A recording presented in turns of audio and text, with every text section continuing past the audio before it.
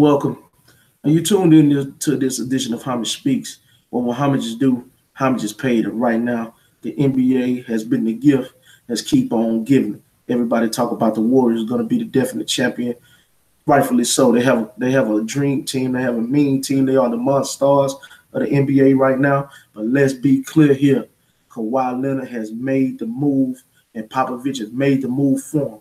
We all know the backstory. We all know the drama that's associated with the Popovich versus Kawhi Leonard saga. He had an injury. He didn't feel he was ready to go.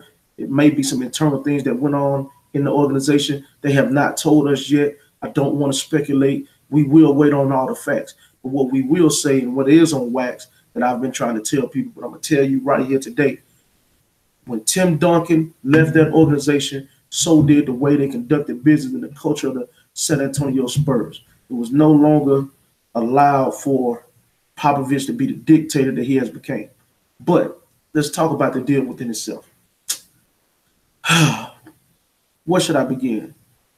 The Toronto Raptors has got a rental for Kawhi Leonard. But let's be clear.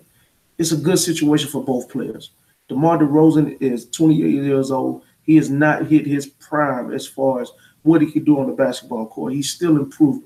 Mid-range game is there, but the ball handling and the three-point shooting is something, and his overall basketball IQ and half-court offenses is something that could be elevated. And I think Popovich would do that for him if he go ahead and accept and buy into what Popovich is trying to teach him. DeMar DeRozan can come fit in that system very well. He can become a better defender in that system because they have a team concept on defense. LaMarcus Aldridge has never been known for defense prior to, and now he's a excellent down low and real protector for that basketball team. He's teaming up with DeJounte Murray in the backcourt. They should be, a top 10 backcourt in the NBA. And then you got Kawhi Leonard on the other hand. He goes over to the Eastern Conference. He should arguably be the best small forward in the Eastern Conference outside of my main man Giannis, who may go to the floor with the departure of Jabari Parker. But let's be clear here. Kawhi Leonard has an opportunity now to reestablish himself as one of the elite players in the game. He's on a team that won 59 games. They're going to come in hungry, motivated, a lot of depth, and he could be the player that gets them over the top in series if he go ahead and accept his role and accept his responsibility as being one of the best players on that basketball team. He will also have an ability, if healthy, of course, to showcase everything that he can do and remind everyone that he is a top 2, 3, 4 player in this game by being on the Toronto Raptors and being in the Eastern Conference. Because I do think that as good as Jaylen Brown is and as good as Gordon Hayward is, they should not be able to do anything with Kawhi Leonard if he is what they say he is. Me personally, I think the jury's still out. I think he still has work to do, but he still got more to prove. And then y'all got to look at the other part of it. Let's just say this thing don't work out. The Los Angeles Lakers and the LA Clippers were supposed to be putting deals together. The Spurs were asking too much for them. I think they was asking so much for them because they really didn't want to trade Kawhi in the conference. But if we're going to trade him in the conference, then you're going to give me everything. So you're going to be bad and we're going to be good. They traded him away for relatively an all-star player and a role player. But I think both of those pieces can fit very well in Popovich's system. Now, also you have to look at, let's just say for the sake of the argument, it's a guy up there in Minnesota that don't want to be there. His name is Jimmy Butler. Jimmy Butler can also make himself available by if DeMar DeRozan doesn't fit in with the San Antonio system, we could trade that head straight up. Both of those guys relatively make about the same amount of money. Both of those guys are relatively the same player, even though I probably would lean more towards DeMar DeRozan than I would Jimmy Butler, but that's my personal preference. But we also have that dynamic as well. Another thing that you got to look at with Kawhi Leonard. Kawhi Leonard could come up at the trade deadline. He's not happy in Toronto. He's not going to play. He's not going to do anything.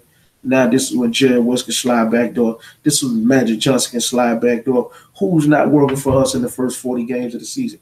Is it going to be Lance? Is it going to be Kuzma? Is it going to be Ingram? Is it going to be Josh Hart? Is it going to be Caldwell Pope? Is it going to be Lonzo? Is it going to be Is it going to be Josh Hart? We know, or is it going to be Kyle Kuzma?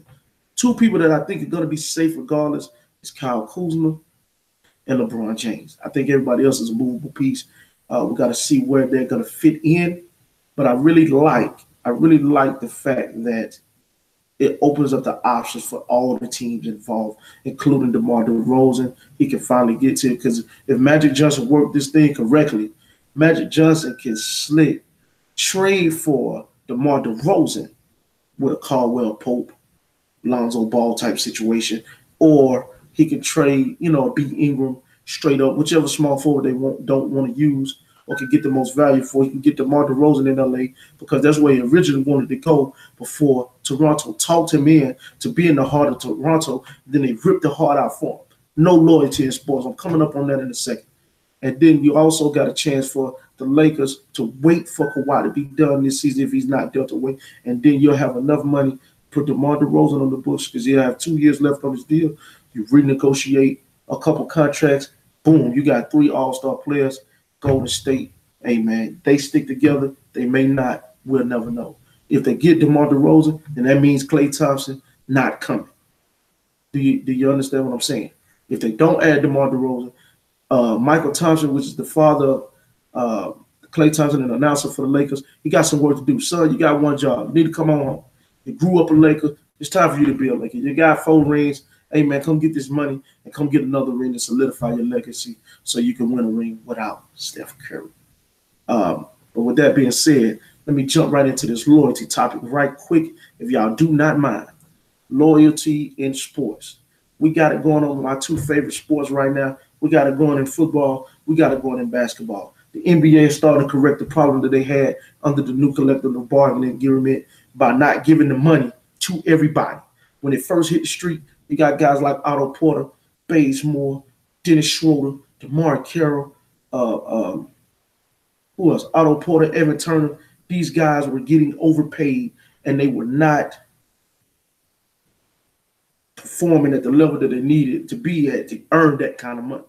So now the NBA has started to correct that by no longer the little loyalty they had. It is long gone. We are making business decisions from here on out. Some people think that it's always been that way. I can give the benefit of the doubt, and I believe it's always been that way too. LeBron James has changed the game, allowing player mobility. This is the NBA's way of stopping player mobility, because if you didn't take the big deals this summer, we're making the moves for you. Don't worry about it. There was some big money out there. If you didn't take it, hey man, you could get going. Click and Pella, you might want to open your eyes, son, and you might want to take that 85 minutes. Because if you go out there and bet on yourself and you don't win that bet, your ass going to look like Isaiah Thomas. Because Isaiah Thomas bet on Danny Ainge. Danny Ainge told that man he was going to give him an extension. That man went out there, fought through injury, fought through devastating life events, and he ended up on the sour end of the stick. Now he's in the Denver, Colorado, trying to figure out what is he going to do with his life, because he don't know what he's going to do. He's trying to fight to reinvent himself when that man was finna get $100 million. How the hell do Otto Porter make more than Isaiah Thomas? I'm still trying to figure this out. But understand this and understand this well. It has always been a business. Y'all just now seeing the ugly side of it. Kawhi Leonard is trying to stay ahead of the curve, but I will tell you, if he go up there and he don't play for Toronto, some people are going to be calling for the black ball. I, for one, I pretty much look at it as they're not listening to what the man is asking them to do. The man is asking them, I want to play in LA. Y'all got one job. Get me there. Either you're going to get me there or I'm going to take it. Because, look, the Los Angeles Lakers, the Clippers, depending on how bad they want, now he might be costing himself several million dollars if he don't play again this year. But if his ultimate goal is to be there and he'll be happy there, and he's trying to tell the Raptors that he won't play for them, hey, man, Kawhi Leonard, man, you're stepping on some toes and you're setting the trend. You're becoming a trendsetter with that move. Nobody has ever done that. Said, I'm not going to play for you. You're going to send me where I want to go. Kyrie Irving had a list of teams. He got sent to a team that won on it. But, hey, it worked out in his favor so far. We're going to see what he looks like this year, because make no mistake about it, Rozier and all them young boys, they coming. And Kyrie, you got to come back and solidify yourself as one of the top 3 point guards in basketball. Period. If you do not do that, then they're going to pass you by too. Because right now, we all know the truth. I really think you're a big game hunter. And the only reason why they didn't go to the NBA Finals and compete against Golden State, because you wasn't in the big game. But thank y'all for tuning in. This marks another edition of Hunter Speaks. Please, if you like the video, please hit like, tell a friend, hit subscribe, and join the movement, man, because we're going places and we would love to take y'all with us. We need y'all love, we need y'all support, and we also always need a fresh perspective.